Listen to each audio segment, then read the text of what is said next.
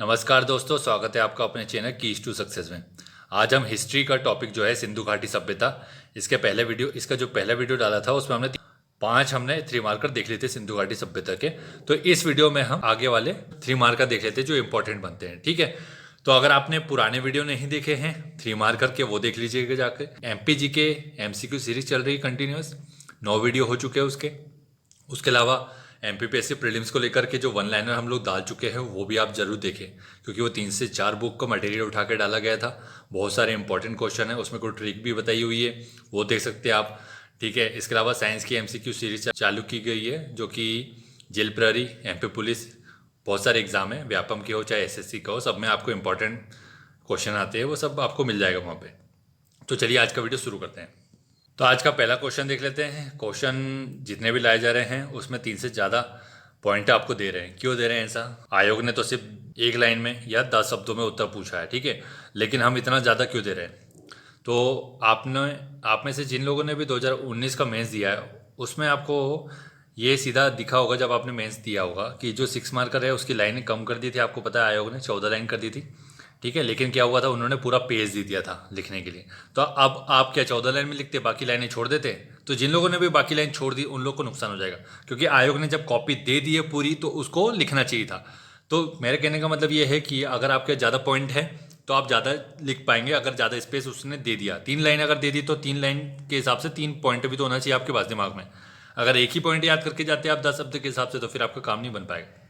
इस वजह से 3 से ज़्यादा पॉइंट ला के आपके सामने रखा जा रहा है। ठीक है, तो देखते हैं पहला क्या, राखी गढ़ी।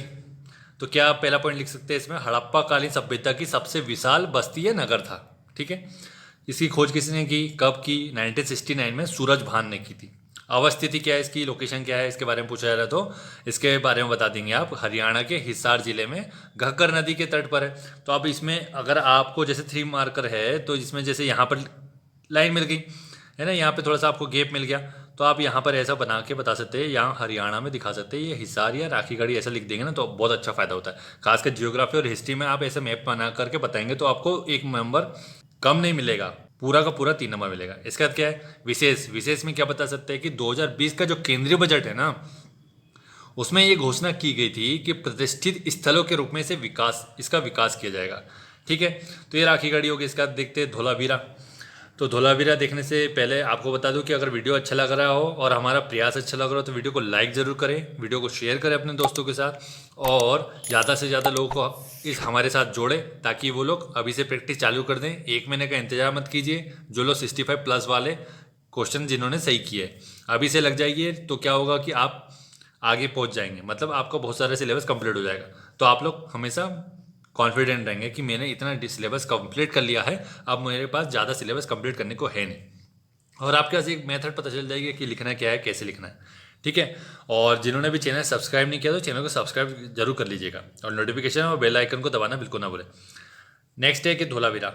ठीक, पहला पॉइंट देखते हैं, भारत में स्थित सिंधु सभ्यता का दूसरा सबसे बड़ा विशाल नगर था ये। ठीक है, सबसे बड़ा नगर था। ठीक है, इसका देखते हैं खोज की बात करते हैं। 1968 में जेपी जोशी और रविंद्र बिष्ट के नेतृत्व में काम हुआ था इसका खोज का।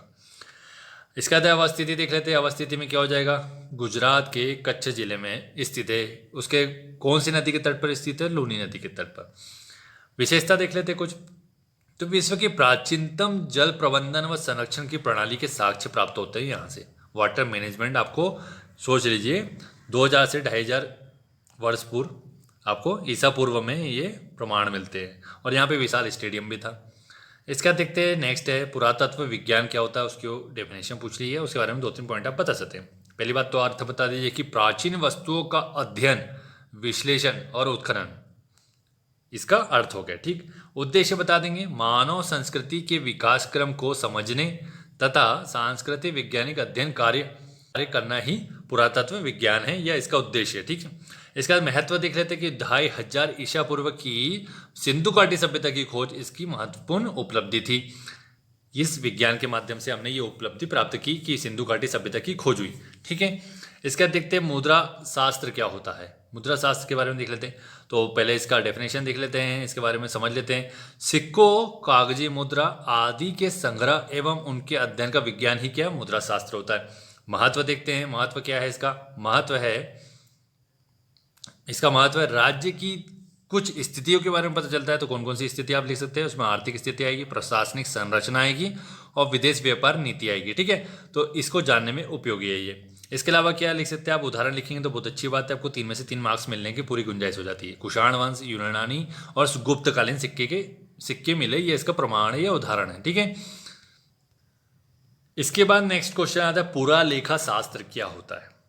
ठीक है, देख लेते हैं इसमें क्या। प्रस्तर फलकों, धात्विक पत्रों, स्तंभों, प्राचीन अभिलेखों की लिपि का अध्ययन ही पुरालेखा शास्त्र कहलाता है।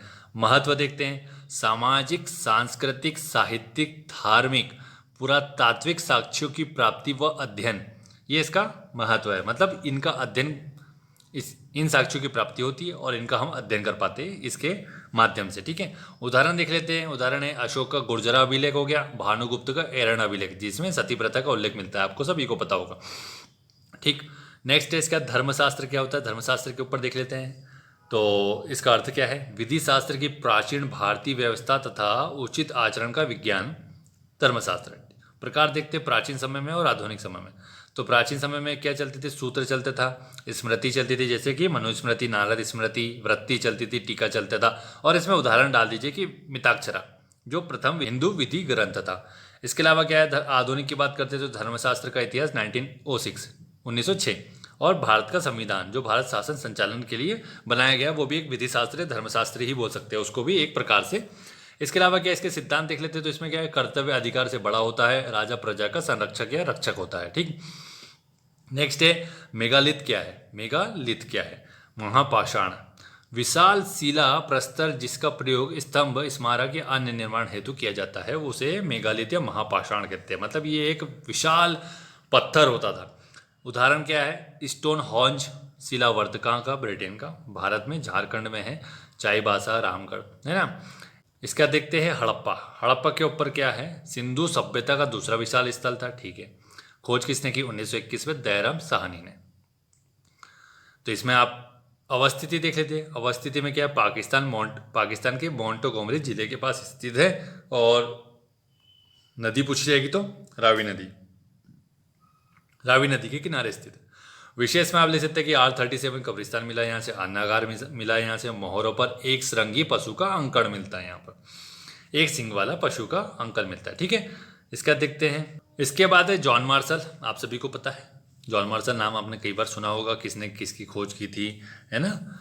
और जेम्स प्रिंसेप भी आपने नाम सुना होगा। तो कोशिश करेंगे हम जेम्स प्रिंसेप, राखालदास बनर्जी, दयाराम साहनी, इसके ऊपर भी 3 मार्कर आपको ला करके देते हैं जो कि मोस्ट इंपॉर्टेंट चीज़ है। तो देखते हैं इनके बारे में 3-4 पॉइंट देख लेते हैं। प्रसिद्ध पुरातत्व शास्त्री थे। ठीक है, 1902 से 1928 ईस्वी तक भारतीय पुरातत्व सर्वेक्षण विभाग के महानिदेशक थे। ठीक, इनके नेतृत्व में 1921 में हड़प्पा का प्रथम उत्खनन हुआ था। इन्होंने 1919 में सांची संग्रहालय की स्थापना की। ठीक, ये 3 पॉइंट हो गए इसके। तो इम्पोर्टेंट ये लिख देंगे आप, इनका काम हो जाएगा आपका। इसका देखते हैं मोहनजोदड़ो। मोहनजोदड़ो का अर्थ लिख दीजिए पहले कि मृतकों का टीला कहा जाता है इसे, यह अर्थ है इसका। सिंधु सभ्यता का विशाल नगर था। ठीक, दूसरा पॉइंट। तीसरा पॉइंट हो गया खोज, बता देंगे कि राखालदास बनर्जी ने खोजा था 1922 ईस्वी में। अवस्थिति देख लेते हैं, पाकिस्तान का लरकाना जिले के सिंधु नदी तट पर स्थित है। ठीक है, विशेष देखते हैं। विशेष के बारे में इसमें क्या मिला क्या नहीं मिला। पशुपतिनाथ की मूर्ति मिली, पहली बात। दूसरी बात है कि कासे की नर्तकी की, मतलब कासे से निर्मित नृत्य करती हुई मूर्ति मिली। विशाल स्नानागार मिला जो कि यहाँ की सबसे बड़ी इमारत थी। तो मोहनजोदड़ो के इस बारे में ये लिख देंगे पॉइंट, तो आपका काम हो जाएगा। 3 मार्कर के हिसाब से आपको इतना लिखेंगे तो आपका 3 में से 3 मार्क्स मिल जाएंगे आपको। तो 3 अगर वहाँ देख लेते हैं कि वहाँ कितनी लाइन में आता है, 3 लाइन में आता है तो आप ऐसा लिख सकते हैं। और अगर 1 लाइनर में आता है तो क्या करेंगे आप, तो मोहनजोदड़ो के बारे में लिख देंगे कि खोज। ठीक, डैश मार के आप लिखेंगे खोज राखालदास बनर्जी 1922। अवस्थिति लिखेंगे पाकिस्तान का लरकाना जिला, नदी लिखेंगे सिंधु नदी तट, और आपको वहाँ लिखना पड़ेगा विशेष मतलब पशुपतिनाथ की मूर्ति मिली। एक ही लाइन में आपको कॉमा मार के लिखना पड़ेगा अगर सिंगल लाइन आती है तो। दोनों चीज़ आपको बता दी है, एडजस्टमेंट आप वहाँ कर लीजिएगा। अभी तो देखते हैं आयोग पहले आंसर सीट डालेगा फाइनल प्रीलिम्स की, फिर उसके बाद आपको पता चलेगा कि आप क्वालिफाई हैं।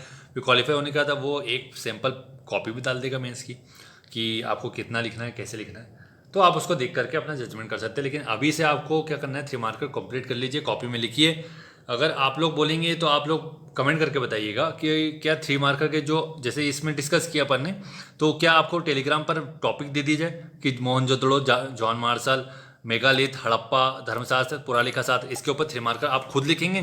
फिर उसका क्या होगा कि मैं यहाँ पर डाल दूंगा, तो आप अपना मैच कर सकते हैं कि आपने जो लिखा और मैंने जो लिखा है उसमें आप कितना इंप्रूवमेंट चाहिए आपको, इससे आपको एनालिसिस लग सकता है। तो आप बताइएगा, अगर ऐसा करना है तो ऐसा भी कर सकते हैं। मैं आपको पहले बता दूंगा कि इसके 3 मार्कर लिखिए और फिर शाम को एक वीडियो डाल दिया जाएगा। आप लोग कमेंट करके बताइएगा, ठीक है। तो thank you so much for watching, और वीडियो को लाइक और शेयर कर दीजिएगा अपनी तरफ से। अगर वीडियो अच्छा लगा, हमारी मेहनत अच्छी लगी है आप लोगों के लिए तो, और चैनल को सब्सक्राइब करना बिल्कुल ना भूलिए। Thank you.